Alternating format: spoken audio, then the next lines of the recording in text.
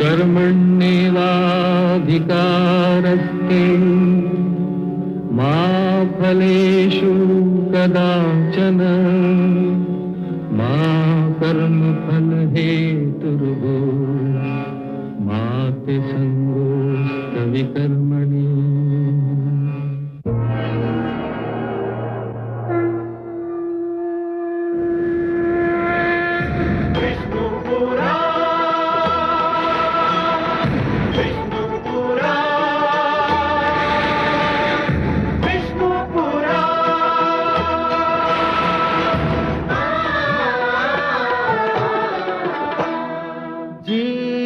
ज्ञान ब्रह्म ज्ञान अथ श्री विष्णु पुराण ओम की कथा महान जय श्री विष्णु पुराण विष्णु पुराण विष्णु पुराण विष्णु पुराण प्रगटे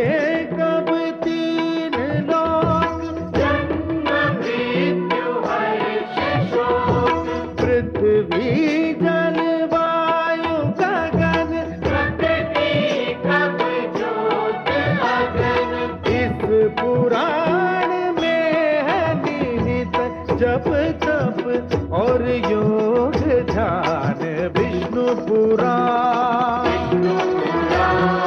विष्णु पुराण विष्णु पुराण।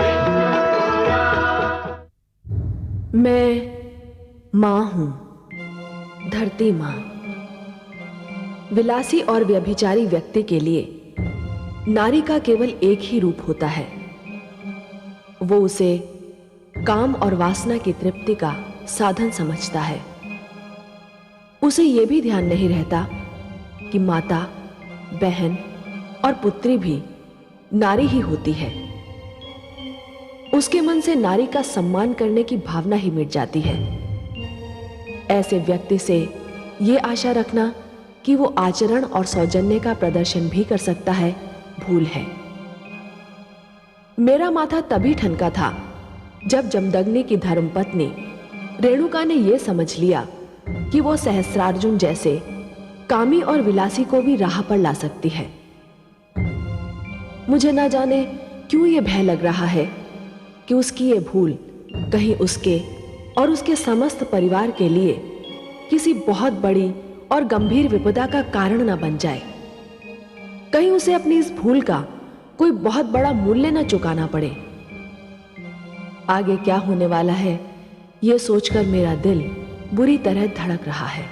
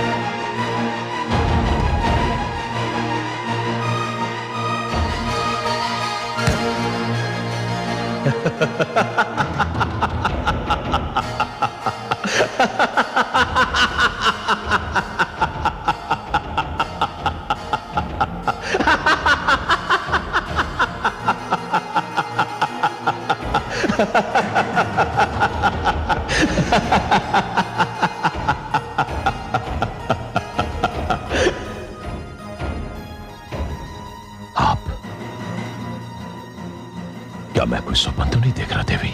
नहीं सहस्रार्जुन, तुम स्वप्न नहीं देख रहे हो। तुम्हारे समक्ष मैं ही खड़ी हूं, ऋषि जमदग्नि की पत्नी रेणुका, मैं तुमसे कुछ कहने आई हूं। बड़ी बात यह नहीं है देवी कि आप यहां क्यों आई हैं। बड़ी बात यह है कि इस धरती की सबसे सुंदर स्त्री मेरे कक्ष में, मेरे समक्ष, मुझे अपनी आंखों पर विश्वास नहीं हो रहा देवी। तुम जैसे भोगी और विलासी व्यक्ति की दृष्टि को नारी में सौंदर्य के अतिरिक्त और कुछ कहां दिखाई देता है? नारी के मान, सम्मान, उसके मातृत्व, इन सब गुणों से तो तुम अनभिज्ञ हो, अपरिचित हो। और ये कोई गुण नहीं है, अभिशाप है शस्त्रार्जुन। सुंदरता तो हर नारी का सर्वश्रेष्ठ गुण है देवी। आप क्या जाने,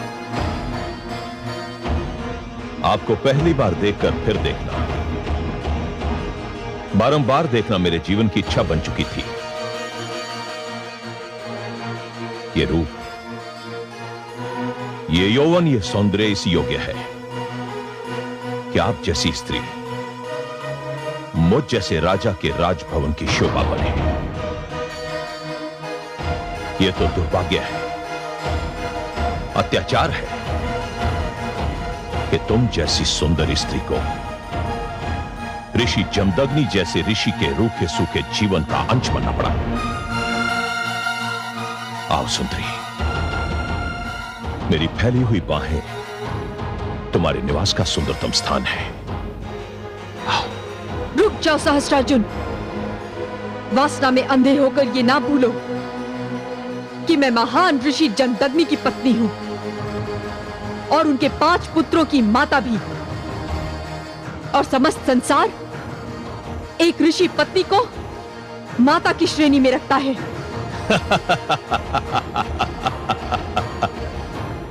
सहस्त्रार्जुन उस स्त्री के अतिरिक्त जिसने उसे जन्म दिया है, संसार की किसी भी सुंदर स्त्री को अपनी माता नहीं समझता देवी। और तुम जैसी सुंदरी को माता समझना सौंदर्य का अपमान होगा, महापाप होगा।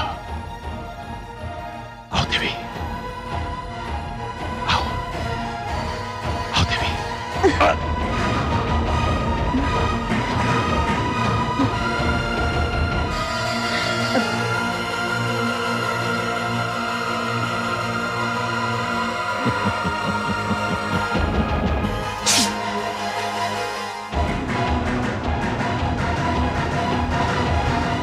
दुष्ट, तुझे सहस्त्र बाहुओं का बल केवल तेरे शत्रु के लिए मिला था, किसी नारी के सम्मान के साथ खेलने के लिए नहीं। मैं चाहती तो तेरा वध भी कर सकती थी सहस्त्रार्जुन, किंतु मेरे पति को ये स्वीकार नहीं होगा। मेरी तलवार से आज तुझे जो घाव लगा है, उसका रक्त आज जीवन बहता रहेगा।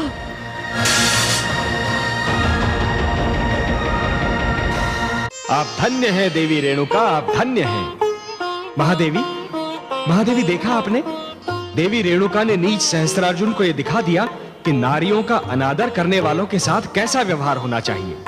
देखा कमल नयन, मुझे रेणुका के आत्मसम्मान पर गर्व हो रहा है, किंतु मैं उसके लिए चिंतित भी हूँ। बड़ी विचित्र हैं आप। जब मुझे चिंता होती है तो आप मुझे सांत्वना देती हैं, और अब आप स्वयं चिंताग्रस्त हैं। अच्छा बताइए, आपकी चिंता का कारण क्या है? मैं स्त्री हूँ कमल नयन, इसी कारण मैं पुरुष के स्वभाव को भली भांति जानती हूँ। संदेह पुरुष के स्वभाव का एक विशेष अंग है। दूसरों, विशेषतया स्त्रियों के चरित्र पर संदेह करना उसके लिए सरल है, और कभी कभी उसे इस संदेह में आनंद भी आता है। महादेवी, मैं आपकी बात समझने का प्रयास अवश्य कर रहा हूँ, पर समझ नहीं पा रहा हूँ। रेणुका अपने पति को कष्ट सहते देखकर व्याकुल हो उठी थी।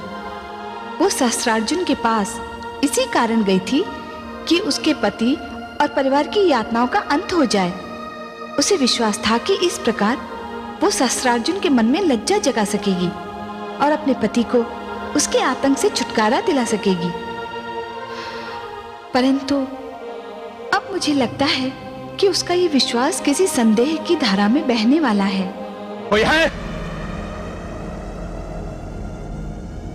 कोई है? क्यों?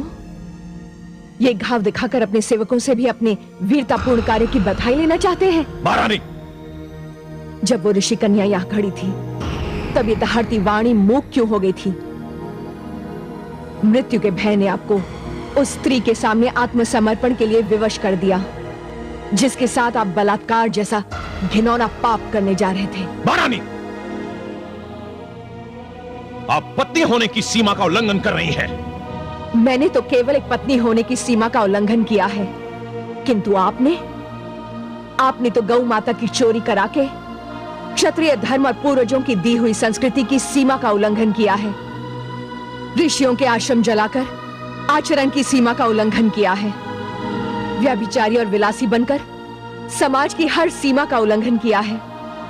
और आज तो आपने एक पतिव्रता नारी, एक आदर्श माता और एक आदरणीय देवी के सम्मान पर आक्रमण करके मानवता की हर सीमा का उल्लंघन कर डाला।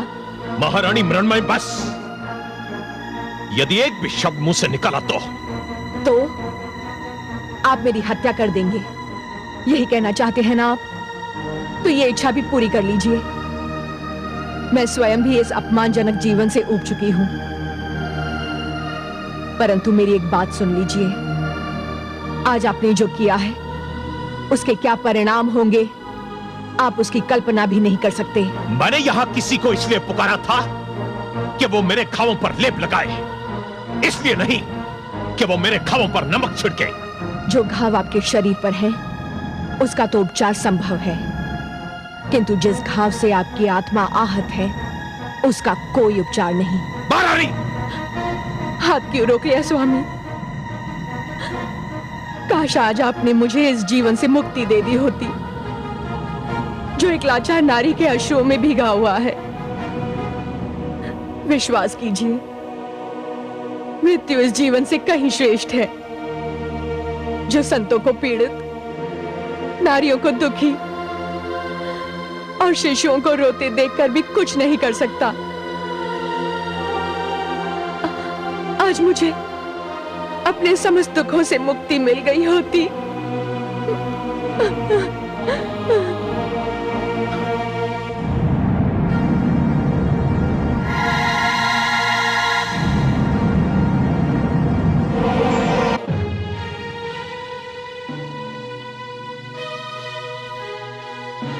रुक जाओ सैनिकों।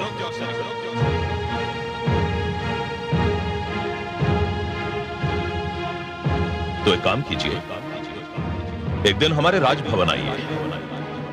हो सकता है कि ऋषि और हमारे बीच कोई संधि का मार्ग निकल आए।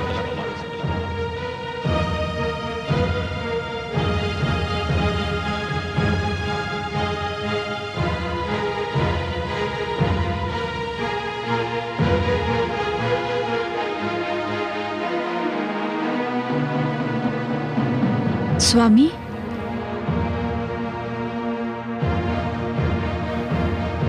कहां थी तुम? आप तो जानते हैं स्वामी। जानता तो मैं बहुत कुछ हूं, परंतु तुम्हारे मुख से सुनना चाहता हूं, और वो ही सुनना चाहता हूं। स्वामी, आपके नेत्रों से जो कुछ झांक रहा है उसे जीवन में मैं पहली बार कोई संज्ञा देने में अपने आप को असमर्थ पा रही हूं। क्या नाम दूं उसे? क्रोध, ईर्ष्या या फिर संदेह? तुमने भी जीवन में जो किया है, पहली बार मैं उसे कोई नाम नहीं दे पा रहा हूं। मैं समझी नहीं स्वामी। जब पुरुष के लिए कहा जाता है कि रात्रि को उसकी आंख चाहे कहीं भी लगे, भोर को खुलनी अपनी ही शैया पर चाहिए, तब तो यह सिद्धांत स्त्री पर और कठोरता से लागू होता है। स्वामी, मैं जानती हूं मुझे थोड़ा विलंब हो गया है, किंतु विलंब नहीं, पूरी रात बीत चुकी है।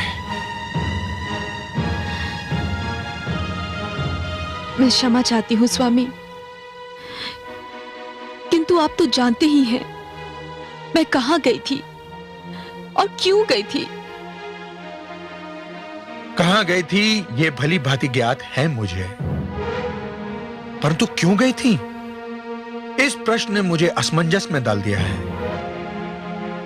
स्वामी, आप कहना क्या चाहते हैं? मैं कहना नहीं चाहता, मैं कहना नहीं चाहता, केवल ये पूछना चाहता हूं कि पूरी रात आप उस दुष्ट सहस्त्र अर्जुन के पास क्या करती रही? स्वामी, आप मुझ पर संदेह कर रहे हैं स्वामी? ये मेरे प्रश्न का उत्तर नहीं है। आप मेरे पति हैं, मेरे स्वामी हैं। मुझसे प्रश्न करने का अधिकार है आपको, किंतु मैं आपकी पत्नी होने के साथ साथ सतीत्व का पालन करने वाली एक नारी भी हूं, और एक नारी के चरित्र पर लांछन लगाने का अधिकार आपको नहीं है स्वामी। मैं चाहती तो आपके हर प्रश्न का उत्तर दे सकती थी, किंतु नारीत्व के सम्मान की सौगंध अब नहीं दूंगी। क्यों? क्या इस कटु सत्य पर आधारित प्रश्न का उत्तर देते हुए तुम्हें लज्जा आ रही है? लज्जा नहीं आ रही है स्वामी। मैंने ऐसा कोई कार्य नहीं किया है जिस पर मुझे लज्जा आए। पति और पत्नी का संबंध एक ऐसी कोमल भावना पर आधारित होता है जिसका नाम विश्वास है, और जब आपको मुझ पर विश्वास ही नहीं रहा स्वामी, तो मेरा कोई भी उत्तर, मेरा कोई भी तर्क आपको संतुष्ट नहीं कर सकता। ये क्यों नहीं कहती कि तुम्हारे पास मेरे प्रश्न का कोई उत्तर नहीं, कोई तर्क नहीं? मुझे तर्क देने की आवश्यकता भी नहीं है स्वामी। मेरा समस्त जीवन आपके सामने है। मैं आपके पुत्रों की माता हूं। मैंने आजीवन आपकी सेवा की है। मैंने आपके पुत्रों को दूध के रूप में अपना लहू पिला पिला कर पाला पोसा है। जब आपका एक संदेह इतने सारे प्रमाणों को नकार सकता है, तो फिर किसी भी तर्क, किसी भी उत्तर का कोई महत्व नहीं रह जाता स्वामी। तो फिर तुम भी सुन लो। मैं ये बताने की आवश्यकता नहीं समझता कि मैं क्या करना चाहता हूं और क्यों करना चाहता हूं।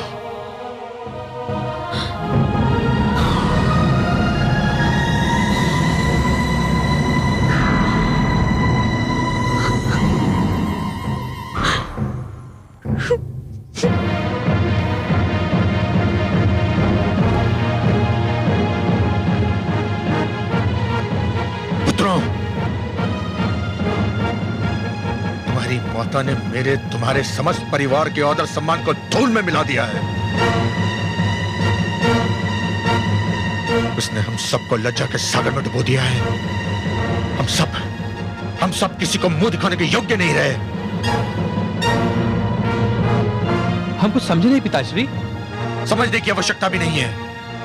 आवश्यकता केवल इसकी है कि समस्त संसार ये जान ले कि एक ऋषि के परिवार के आदर सम्मान को धूल में मिलाने वाली स्त्री को क्या दंड मिलना चाहिए। पुत्रों, मैं तुम्हें आदेश देता हूं कि जाओ और अपनी माता का सिर इसी पल उसके धड़ से अलग कर दो। जाओ। ये क्या कह रहे हैं आप? क्या मैं किसी अपरिचित भाषा में बात कर रहा हूं? मैंने कहा कि वध कर दो उसका। वध कर दे? किंतु क्यों? मुझे तुम्हारी माता के चरित्र पर संदेह है। क्षमा करें पिताश्री, या तो आपसे कहने में कुछ भूल हो रही है या फिर हमसे सुनने में कुछ भूल हो रही है। ना तो मुझसे कहने में कोई भूल हो रही है और ना ही तुमसे सुनने में। सत्य तो यह है कि मुझे तुम्हारी माता के चरित्र पर अब विश्वास नहीं रहा। किंतु ये कैसे संभव है पिताश्री? क्या मेरी बात पर विश्वास नहीं है तुम्हें? किंतु हमें माताश्री के चरित्र पर भी विश्वास है। अर्थात तुमको मेरे कथन से मिथ्या की गंध आ रही है। नहीं पिताश्री, किंतु हमारी रगों में दौड़ते रक्त से आज भी माताश्री के मातृत्व की सुगंध उठ रही है, और यह सुगंध हमें यह बताने के लिए पर्याप्त है कि यह मातृत्व एक चरित्रवती स्त्री का है। दूसरे शब्दों में तुम चारों मेरे आदेश को नकार रहे हो, अपनी मर्यादा का उल्लंघन कर रहे हो, पाप कर रहे हो तुम लोग। पिताश्री, पिताश्री, हमें ज्ञात है कि पिता की आज्ञा का पालन न करना पाप है, किंतु माता का वध करना भी महापाप है। किंतु कोई ना कोई पाप तो करना ही होगा। अब यह निर्णय ले लो कि तुम्हें कौन सा पाप करना है। मेरे प्रश्न का उत्तर क्यों नहीं देते? चुप क्यों हो? पिताश्री, पिताश्री, यदि हमारे भाग्य में पाप करना लिखा है तो हम पहला पाप करेंगे, किंतु माताश्री का वध करके उनके रक्त से अपने हाथ रंगने का महापाप कदापि नहीं करेंगे पिताश्री। दुर्भाग्यशाली हो तुम, दुर्भाग्यशाली। अपराध किया है तुम चारों ने, और इस अपराध के लिए मैं तुम लोगों को जीवन भर क्षमा नहीं करूंगा। चले जाओ यहां से, दूर हो जाओ मेरी दृष्टि से।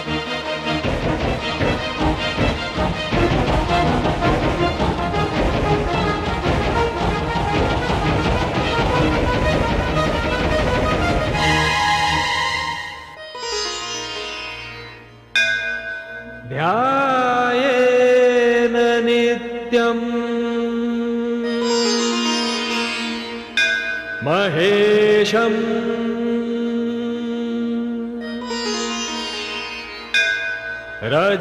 रजतगिरिनिभं चारुचन्द्रावदंसम्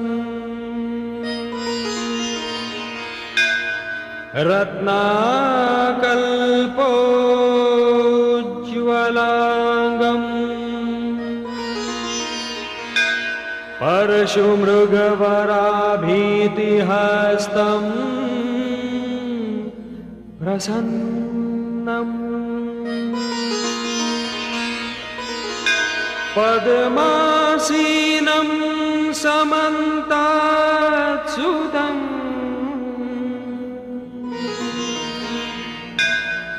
मरगणैर्व्याघ्रकृतिं वसानम्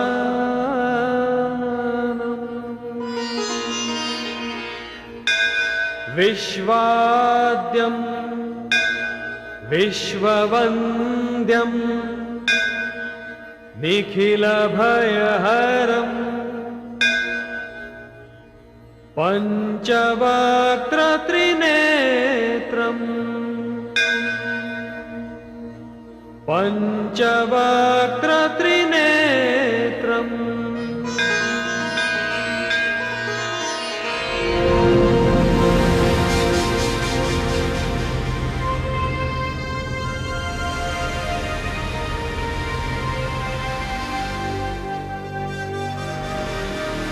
शंभो!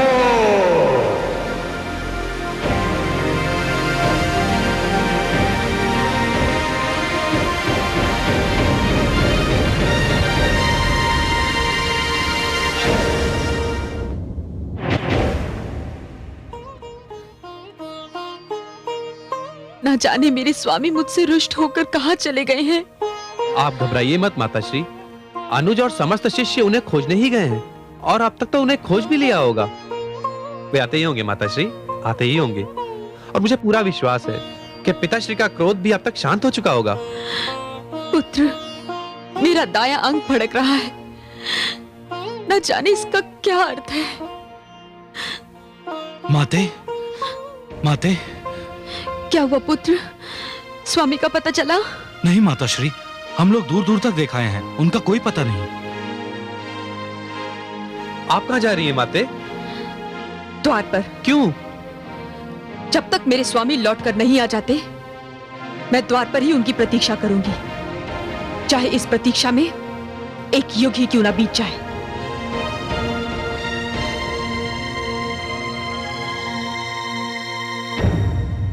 मैं मां हूं, धरती मां।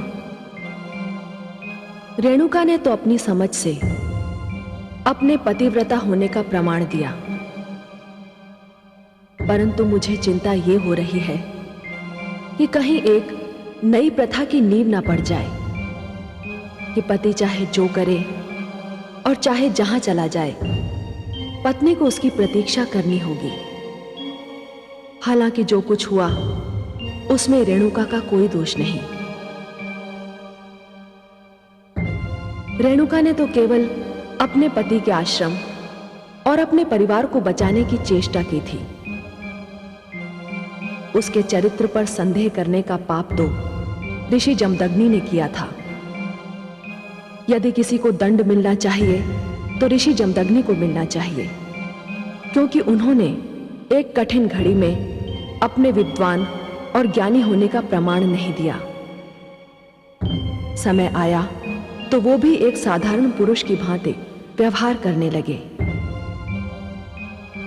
मैं जानती हूं कि संदेह एक ऐसा रोग है जिसका कोई उपचार नहीं, और मुझे भय है कि ऋषि जमदग्नि का झूठा संदेह कोई भयानक घटना बनकर सामने आने वाला है।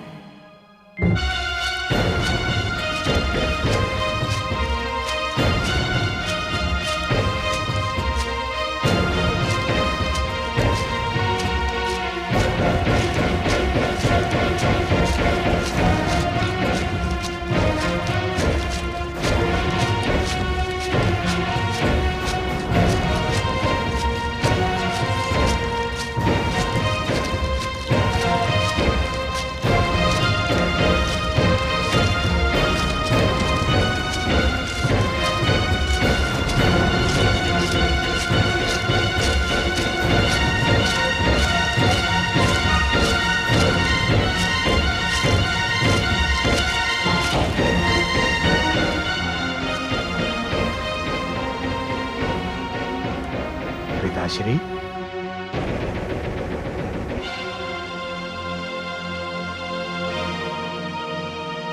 पिताश्री,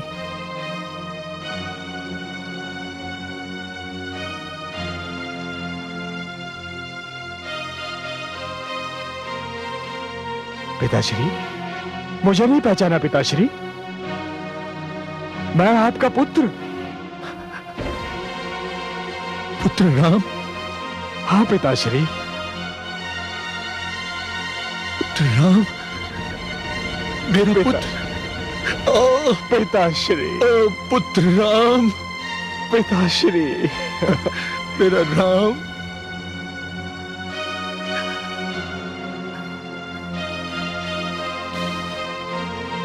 पुत्र राम,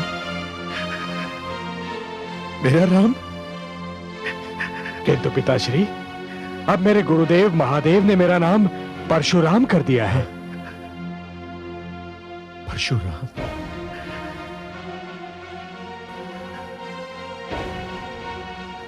क्या हुआ पिताश्री? मेरे लौटने से आपको प्रसन्नता नहीं हुई क्या? प्रसन्नता तो अवश्य हुई है पुत्र, किंतु इस बात का विश्वास नहीं है कि प्रसन्नता कितने क्षण और जीवित रहेगी।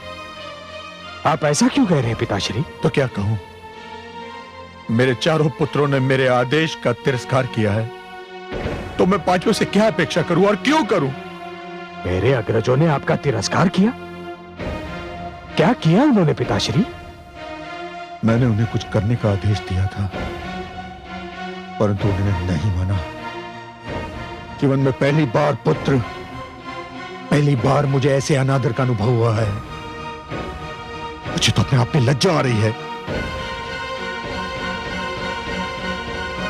पिताश्री, मुझे खेद है कि मेरे अग्रजों ने आपको दुख पहुंचाया, परंतु अब तो मैं आ गया हूं। आप मुझसे कहिए, मुझे आदेश दीजिए कि आप क्या चाहते हैं। आपका आदेश तो भगवान का आदेश है, पितृदेवो भव। और यदि तुमने भी मेरे आदेश से असहमति प्रकट की तो? पिताश्री, मैं असहमति क्यों प्रकट करूंगा? आप आदेश देकर तो देखिए, मैं आपके आदेश का अवश्य पालन करूंगा। मुझे वचन देते हो पुत्र? पिताश्री, वैसे वचन की कोई आवश्यकता है तो नहीं, किंतु यदि मेरे वचन से आपकी सांत्वना होती है तो मैं आपको वचन देता हूं कि आप जो भी आदेश देंगे मैं बिना कोई प्रश्न पूछे आपके आदेश का पूर्णतया पालन करूंगा। चिरंजीवी भव पुत्र, चिरंजीवी भव। आज तुमने मुझे वो प्रसन्नता दी है जो किसी भी पुत्र ने अपने पिता को नहीं दी होगी। किंतु अब तो बता दीजिए पिताश्री कि आपका आदेश है क्या?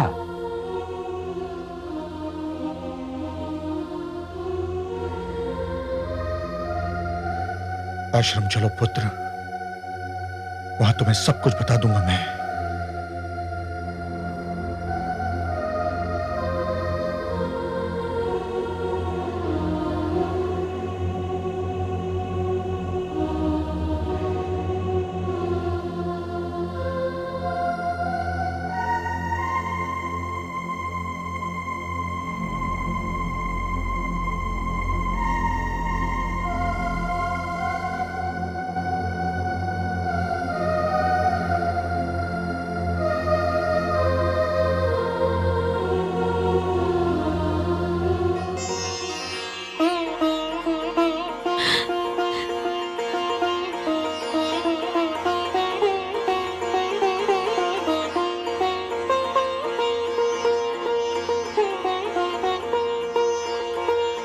स्वामी,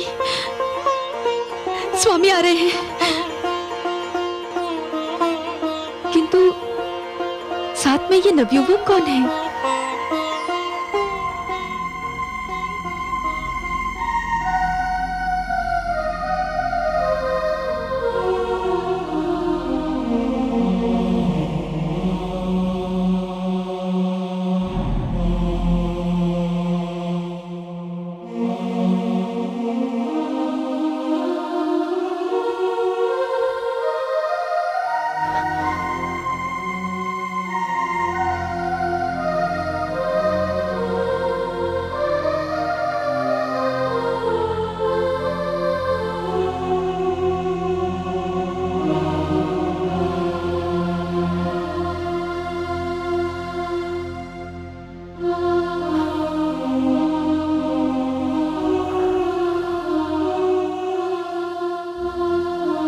कितने समय उपरांत उन चरणों को छू रहा हूं जो एक पुत्र के लिए स्वर्ग समान होते हैं। हे माता, अपने पुत्र राम का प्रणाम स्वीकार कीजिए माता।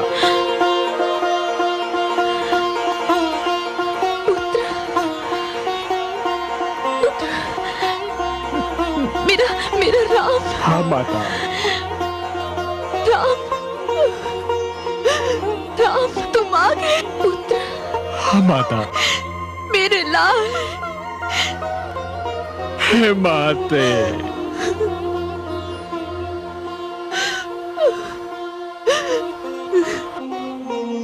इसी क्षण के लिए तो मैं जी रही थी पुत्र।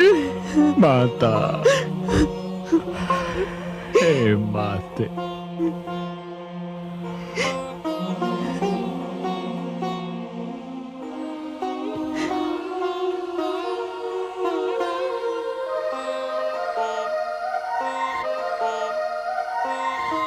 स्वामी, मुझे क्षमा कर दीजिए स्वामी, मुझे क्षमा।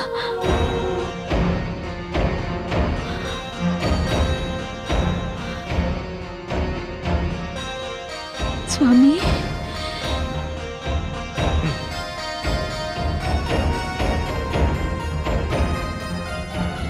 पुत्र, कहीं भावना की धारा में तुम बह तो नहीं गए ना?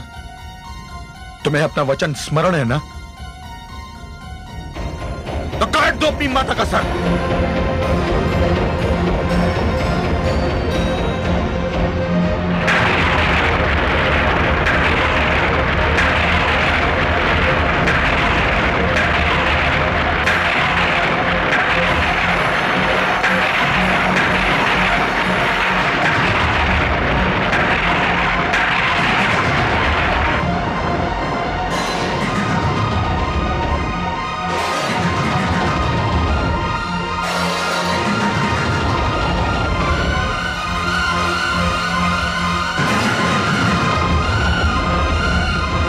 आज्ञा का पालन करने में इतना विलंब क्यों?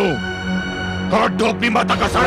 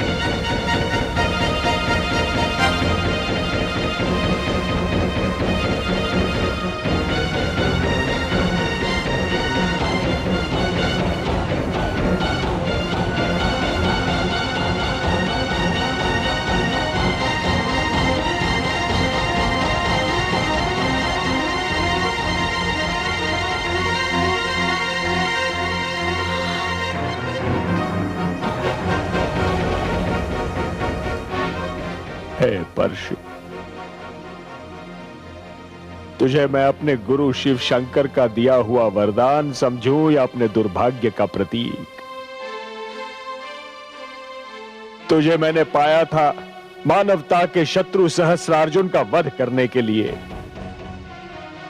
तुझे मैंने पाया था अपने माता पिता के शत्रु सहस्रार्जुन का वध करने के लिए।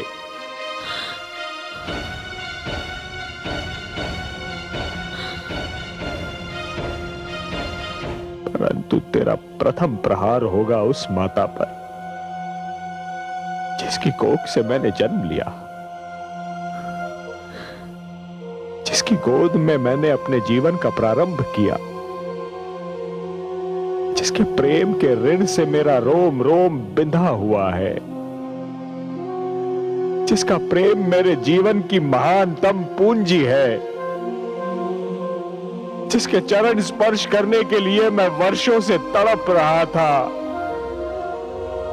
गुरुदेव, हे शिव शंकर, हे समस्त देवी देवताओं, हे समस्त ऋषिगण, आप सब साक्षी रहना कि मैं केवल अपना वचन निभा रहा हूं, केवल अपने पिता की आज्ञा का पालन कर रहा हूं।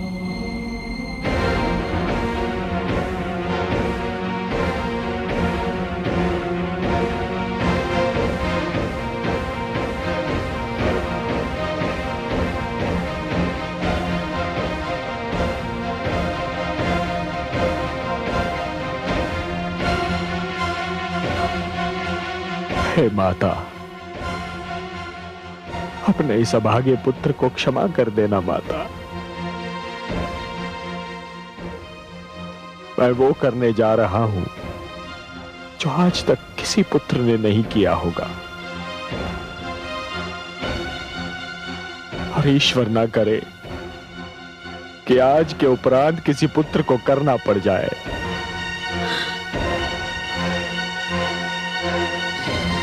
क्षमा माते, क्षमा माते।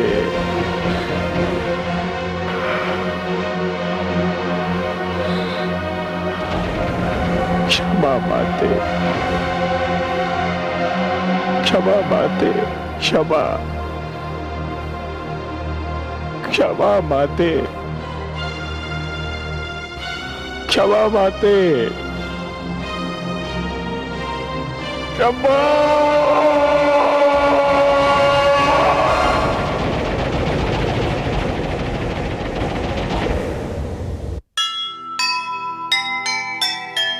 ये कैसा अन्याय है, ये कैसा अंधेर,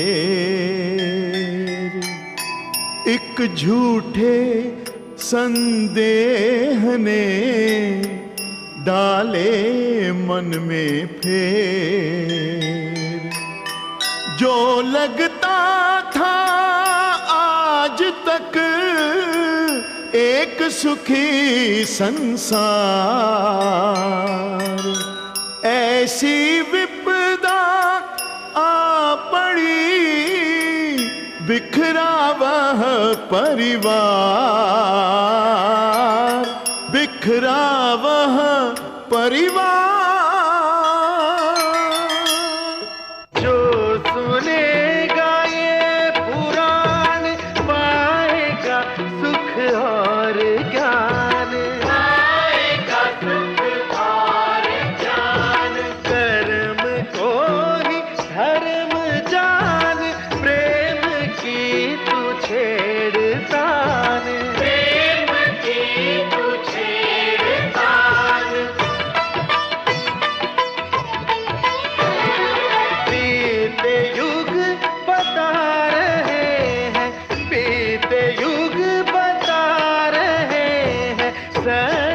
पथ पे चल सुजान विष्णु पुराण।